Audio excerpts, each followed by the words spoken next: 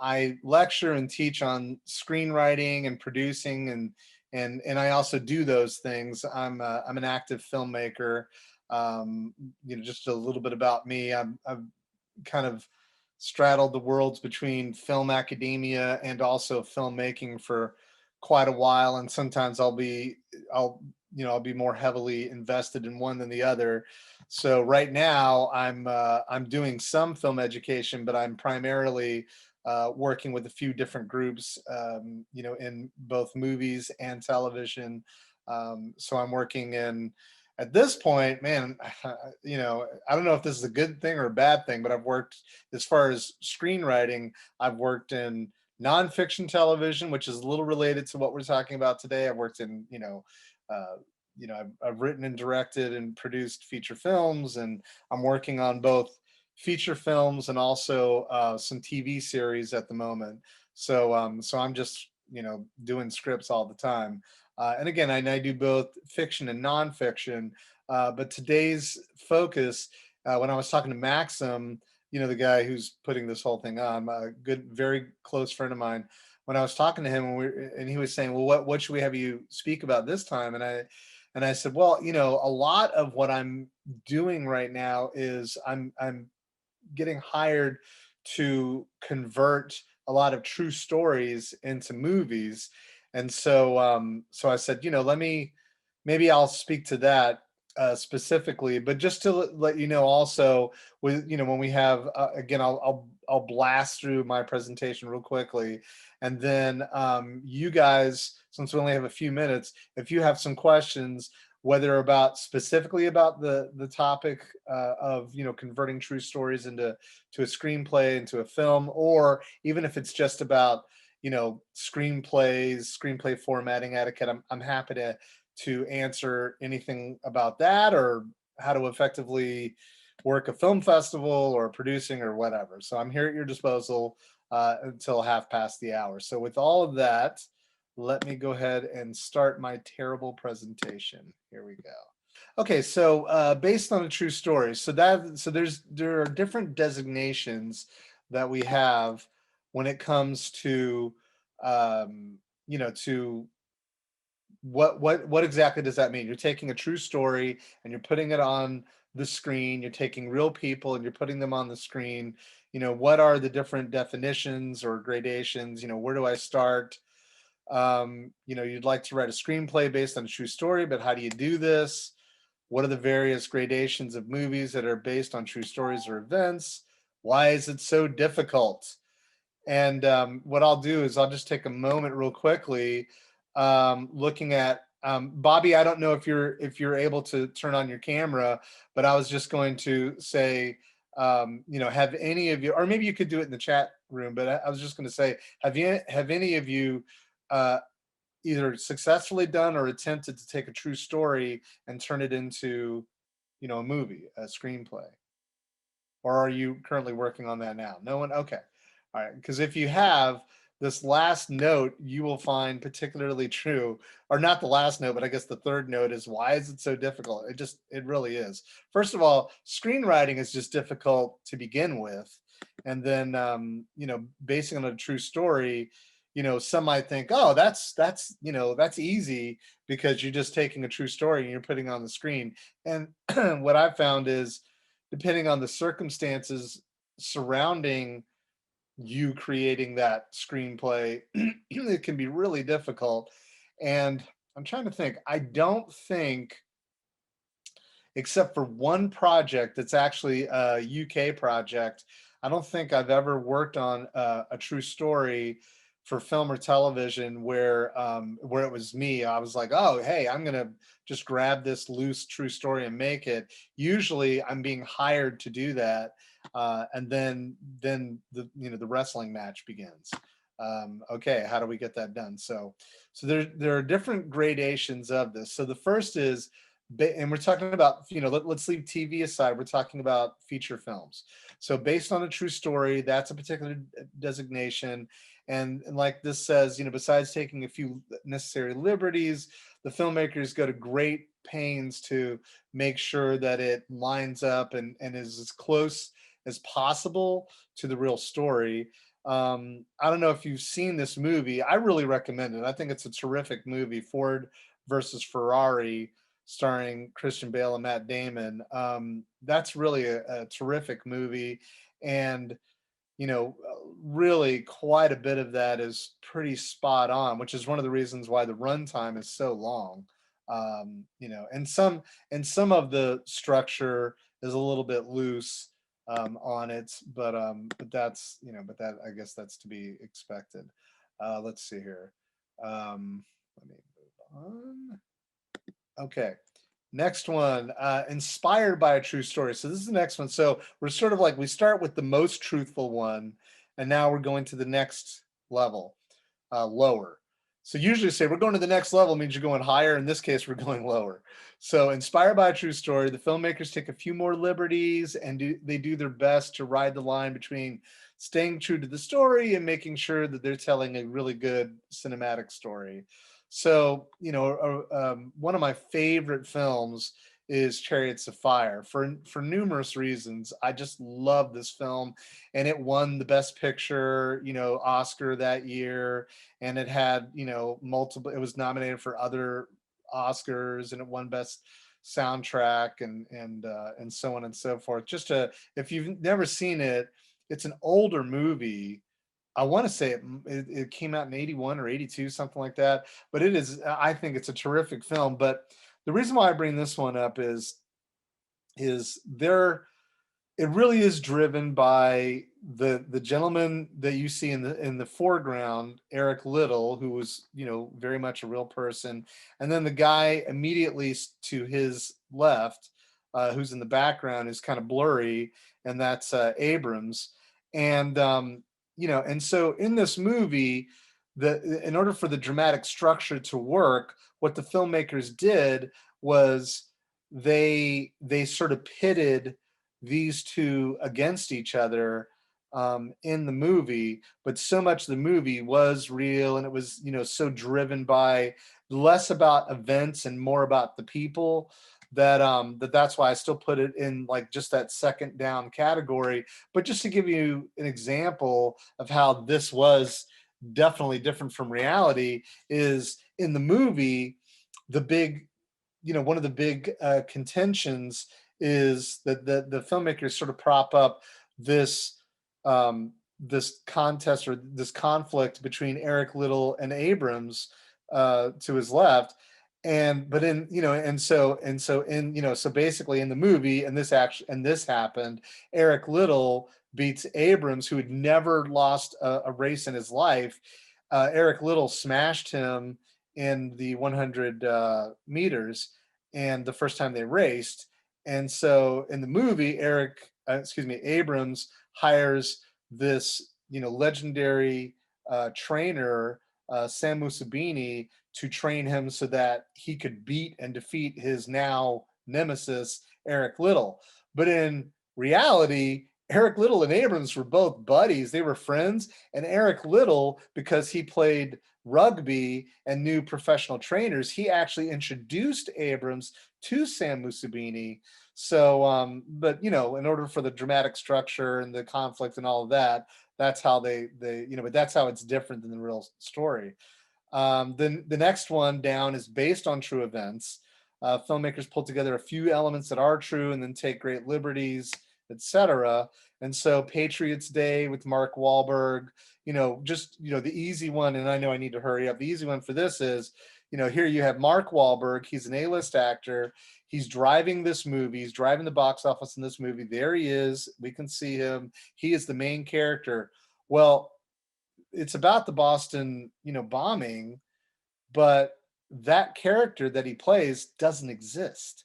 He's a compilation of people. So whereas the last one, Chariots of Fire, I put it in that, the move up category as far as truthfulness, because they really did base it on true people, whereas this one is not even based on a real person. And then inspired by true events, now we're really getting loose. The filmmakers take one or two events and fabricate everything else. You've got Windtalkers starring Nicolas Cage. You get the idea. And then finally, as we're moving on, it just goes down from there. The nice thing about inspired by true events, I like all of those different designations, but the reason why I like all of them, but I really like that last one is it gives you an opportunity to sort of draw in an audience, because as an audience, they love seeing, oh gosh, these fantastic things that happen. This could actually be real.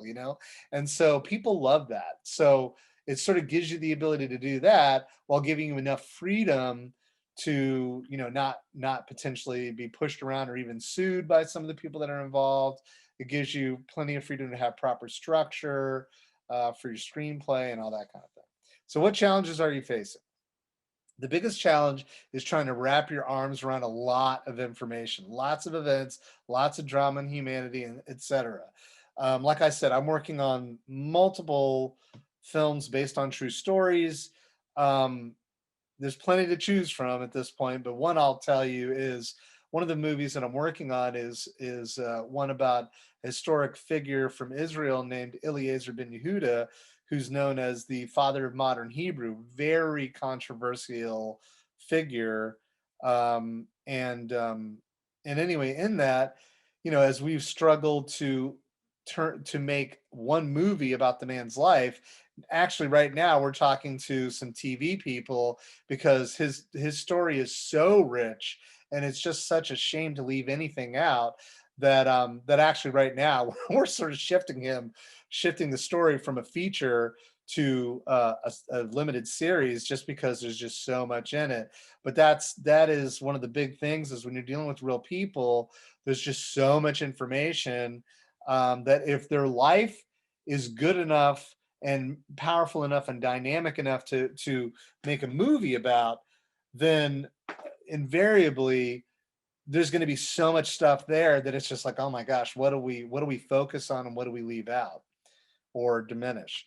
Another challenge, if you're dealing with either the real people in the story or the descendants, and then they tend to be precious, uh, it's the thing is that you always have to come back to when you're dealing with people, especially who, they're in the movie, is this a vanity project? Are you paying for this project where it's just going to be a thing for you and your family and your friends? Or are we making a movie that people who don't know you would actually pay to see?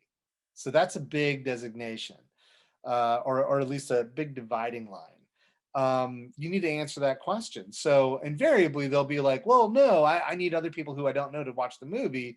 And thus begins the dance. It's like, okay, then we need to, we can't, it's not a documentary. We can't, it's not going to be completely true. And then there are just some things that happen you're going to have to swallow, like for instance, in a movie, it's a greenlit movie that I wrote and I'm producing right now. The main character, who is someone is a very good friend of mine, and we're working together and all of this, and this is, like I said, it's a greenlit movie, and right now it's being read by multiple A-list actresses who are interested in being in it, and it's very exciting.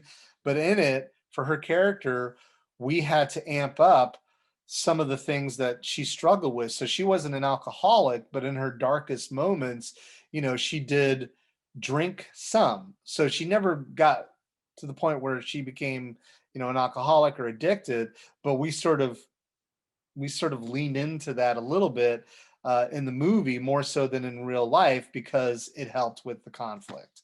So it was kind of true, but also kind of not true. But we had her permission, and she worked with us. At the end of the day, like I said, at the end of the day, you're writing a movie, not a documentary. If your movie doesn't hold up for an audience, then why are you making it? Determine whose journey we are taking and what that journey is and how we are viewing that journey. So you've got real people who are involved in the story that you're telling.